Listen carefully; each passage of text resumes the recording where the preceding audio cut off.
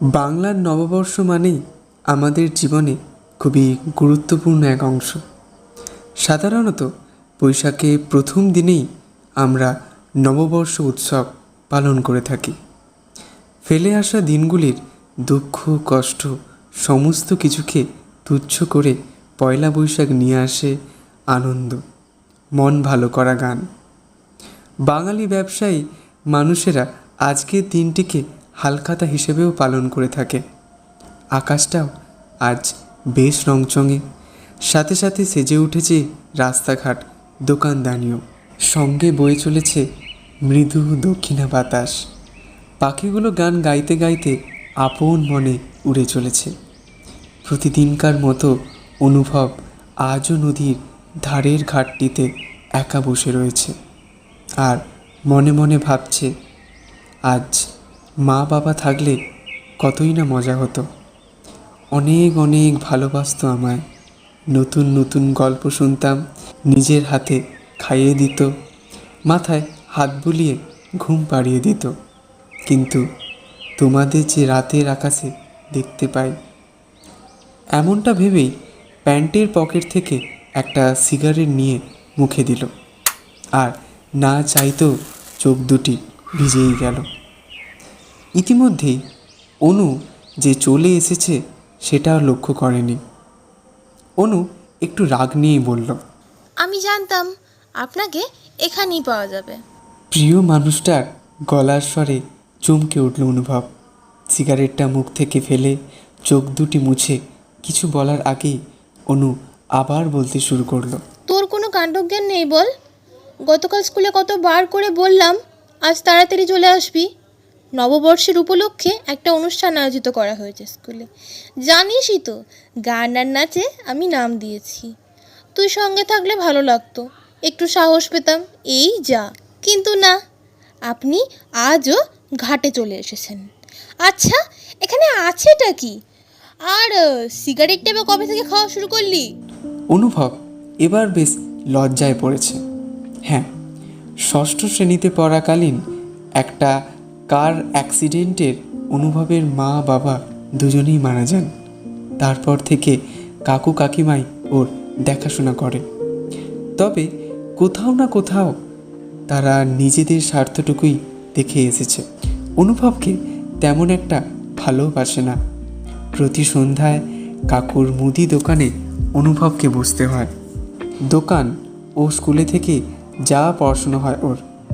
অনু খুব ভালো এক সঙ্গী ওর। পঞ্চম শ্রেণী থেকেই দুজনে একসাথে রয়েছে।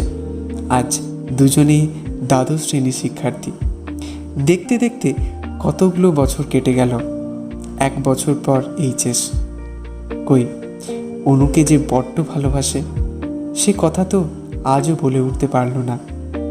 ভয়, যদি আর কথা না বলে বন্ধুত্বটা ভেঙে যায়। এমনিতেই অনুভব বড্ড একা।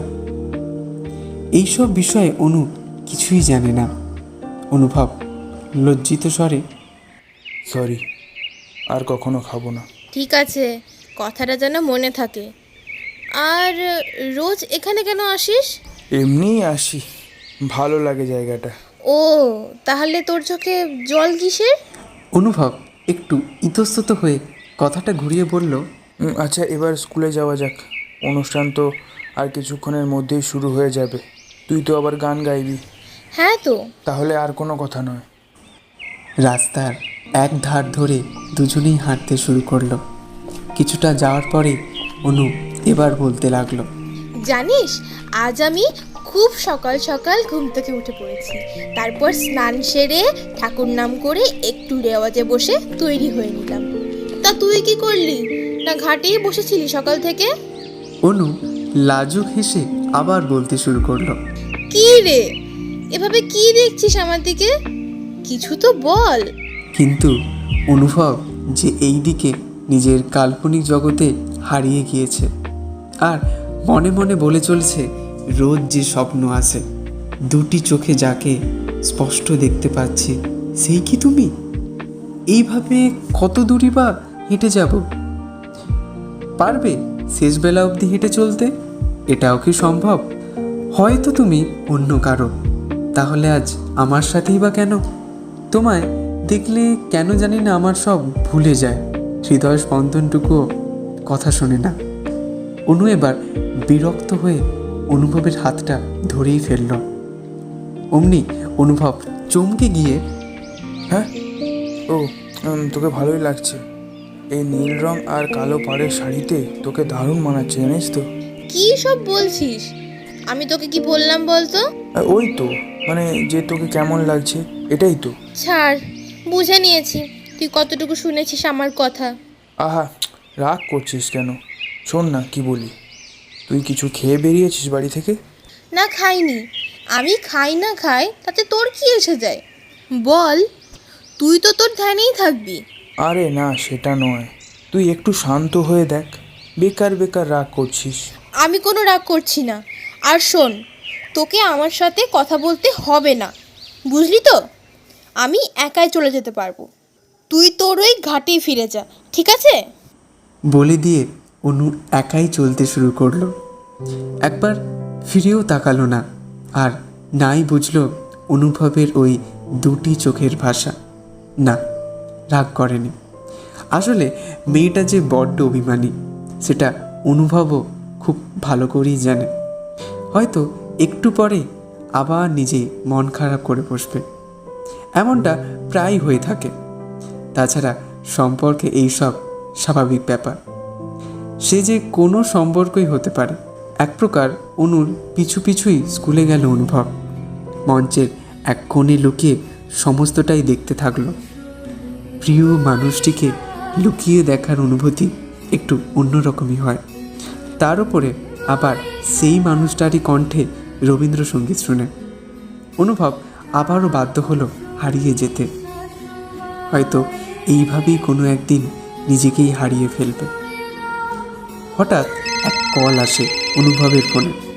ফোনটা রিসিভ করতেই অপর প্রান্ত থেকে, হ্যালো বাবান, হ্যাঁ কাকু বলো, বলছি শোন না, কি বলছো? তুই বাজার থেকে আসার সময় কিছু তো শুনতে পাচ্ছি না। দাঁড়াও একটু একটু ধরো, সাইডে আসি। হ্যাঁ এবার বলো। বলছি শোন না, তুই বাজার থেকে আসার সময় কিছু ফুল নিয়ে আসিস তো। দোকানটা সাজাতে গিয়ে দেখছি কিছু ফুল কম পড়েছে, বুঝলি? আচ্ছা ঠিক আছে, তুমি চিন্তা করো না, আমি নিয়ে চলে যাব ঠিক। পুরো অনুষ্ঠানটি আর দেখা হলো না। ফুল কিনে নিয়ে সোজা দোকানে ফিরল অনুভব। এসেছিস? হ্যাঁ, আর ফুল? এই তো নিয়ে এসেছি। আচ্ছা, তুই এক কাজ কর, এই ফুলগুলো নিয়ে ওই ডান দিকটা একটু ভালো করে সাজিয়ে দে। আমি ততক্ষণ বাকি কাজগুলো দেখছি। আচ্ছা। রাত তখন 10:12 হয়েছে। অনুভব ক্লান্ত শরীর নিয়ে ঘুম ঘুম চোখে অবশেষে নিজের রুমে এসেছে। হালখাতা উপলক্ষে সন্ধ্যা থেকেই কাকুর মুদি দোকানে হিসাবের খাতা দেখাশোনার দায়িত্বে ছিল অনুভব। বিছানায় বসে পড়ে এক দীর্ঘশ্বাস ত্যাগ করল। আলতো করে চোখ দুটি বোঝাতেই ভেসে উঠল সেই কাজল টানা মায়াবী চোখ দুটি। শূন্যস্থানে বসে থাকা ছোট্ট কালো টিপ, যা তাকে আরও আকর্ষণীয় করে তোলে। এমন সময় হঠাৎ ফোনটা বেজে উঠল। অনুভব কিছুটা শিউরেই উঠল। হ্যাঁ, অনুই ফোন করেছে। মৃদু হেসে ফোনটা রিসিভ করে নিয়ে কানের কাছে ধরল। প্রথম কিছু সেকেন্ড দুজনেই চুপ। তবে অপর প্রান্তে থাকা মানুষটি খুব বেশিক্ষণ পারল না নিজের কষ্টটুকু চেপে রাখতে। তা চোখের জল আকারেই ঝরে পড়তে লাগলো। আরে কাঁদছিস কেন? চুপ কর, কি হয়েছে আমায় বল আমায়। অনু কাটা কাটা গলায় উত্তর দিল, তুই খুব কষ্ট পেয়েছিস বল? আরে কেন কষ্ট পাবো? তুই চুপ কর, আমি সবই বুঝি। এতগুলো বছর আছি তোর সাথে, আর এইটুকু বোঝার ক্ষমতা রয়েছে আমার। এইদিকে অনুভবের যে হাত পা ঠান্ডা হয়ে আসছে, কিছুটা ভয়ও পেয়েছে। আর ভাবছে তবে কি অনু সব বুঝে নিল। একটা ঢোক গিলে আবারও জিজ্ঞেস করলো, কি বোঝার কথা বলছিস? আরে তখন রাস্তায় তোর সাথে ওভাবে কথা বলা উচিত হয়নি আমার। সেই সকাল থেকেই ওটা নিয়ে ভেবে যাচ্ছি। তুই আমায় ক্ষমা করে দে প্লিজ। ধুর, তুইও না সত্যি পারিস বটে, আমি তো কিছু মনেই করিনি। তাও আমার ওভাবে বলাটা উচিত হয়নি। ছাড় না এসব, তুই ডিনার করেছিস কিনা বল তো? হ্যাঁ, করে নিয়েছি অনেকক্ষণ। আর আপনি? হ্যাঁ হ্যাঁ, আমিও এইসবেই ডিনার করে রুমে আসলাম। ও, গুড বয়। আচ্ছা শোন না, অনেক রাত হলো, এবার ফোনটা রেখে লক্ষ্মী মেয়ের মতো ঘুমিয়ে পড়ো তো দেখি। তুইও ঘুমাবি তো আমার সাথে? তাহলে ঘুমিয়ে পড়বো। আচ্ছা নে, আমিও ঘুমাবো। বলে ফোনটা কেটে শুয়ে পড়ল অনুভব।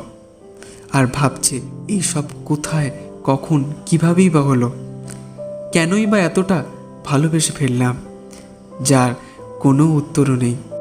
এভাবেই একে একে কেটে যেতে থাকলো সময় দিনগুলি। পরন্ত এক বিকেলে দুজনেই বসে রয়েছে নদীর ধারের ওই ঘাটটিতে। সোনালী নদীর পাড় ধরে মাঝিরা বাড়ি ফিরে আসছে। অনুভব এবার অনুর দিকে তাকিয়ে মৃদু হেসে বলল, তা এইচএস তো শেষ হলো, এবার কি প্ল্যান? ইচ্ছে তো আছে বিটেক করার, এবার দেখা যাক রেজাল্ট কেমন আসে। আরে চিন্তা করিস না, রেজাল্ট তোর ভালোই আসবে। আচ্ছা তুই তখন ফোনে আমায় কিছু বলবি বলছিলিস না? অনুর গলাটা এবার ভারী হয়ে আসলো। হ্যাঁ, বলেছিলাম তো। আসলে কি বলতো, মানে আরে কি মানে মানে করে যাচ্ছিস তখন থেকে? বল না কি বলতে চাস তুই, যা মনে আসছে তাই বল। আমি বলতে চাইছি আগামীকাল থেকে হয়তো আমাদের আর দেখা হবে না। অনুর এই সাধারণ কথার কোনো মানেই যেন বুঝে উঠতে পারল না অনুভব। অবাক এক দৃষ্টি নিয়ে বলে উঠল, মানে দেখা হবে না কেন? আসলে বাবার কাজের উদ্দেশ্যে আমরা এতগুলো বছর এখানে ছিলাম, তবে এইবারে পোস্টিং যে বাবার গুজরাটে পড়েছে। ও এই ব্যাপার, আমি ভাবলাম কি না কি। তোর মন খারাপ হচ্ছে না আমি চলে যাব বলে? অনুভব হেসে উত্তর দিল, আমি তো তোকে আর আটকে রাখতে পারি না। হাসছিস? আরে ছাড় না ওইসব, কি বলিস শোন, একদম মন খারাপ করবি না, সবাই সাবধানে যাবি, রাস্তাঘাট দেখে বেরোবি, খাওয়া দাওয়াটা সময় মতো করে নিস কিন্তু, আর খুব খুব ভালো থাকিস। আর তুই? আমার আবার কি, আমিও ভালোই থাকবো।